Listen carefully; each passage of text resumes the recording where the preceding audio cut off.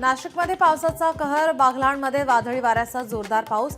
आसखेडात वीज पडून एक बैल आणि एक गाय मृत्युमुखी।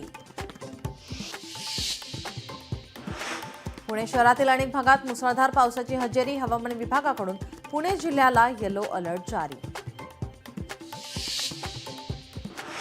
पिंपरी चिंचवडला पावसाने सलग दुसऱ्या दिवशी झोडपले, मुसळधार पावसामुळे शेतकऱ्यांचं नुकसान।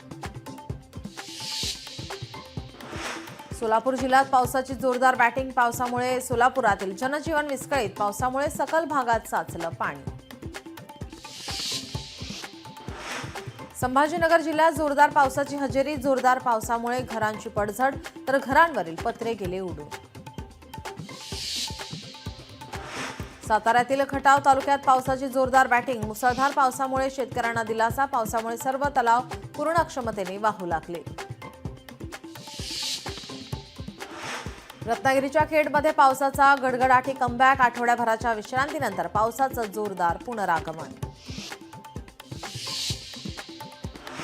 अहमदाबाद विमान अपघातानंतरची भयानक दृश्य, आगीनंतर तापमान 1000 अंशांवर पोहोचलं, कुत्रे आणि पक्षीही जळून राख। नागपुरामध्ये होणार हेलिकॉप्टर निर्मिती, महाराष्ट्र सरकार आणि मॅक्स एरोस्पेसमध्ये करार, 8000 कोटी रुपयांची गुंतवणूक होणार। विक्रोळी उड्डाण पूल आजपासून सुरू होणार, रेल्वेचा पूर्व पश्चिमेला जोडणारा पूल आजपासून खुला।